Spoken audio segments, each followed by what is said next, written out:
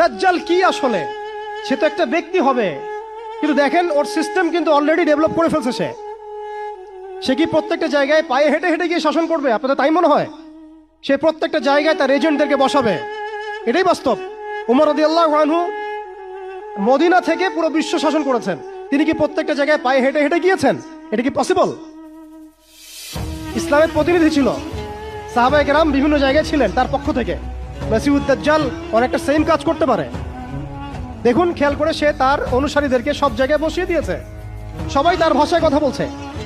BBC, CNN তারা যে ভাষাগুলো চয়ন করে সেই ভাষায় আমাদের রিপোর্ট করা হয়।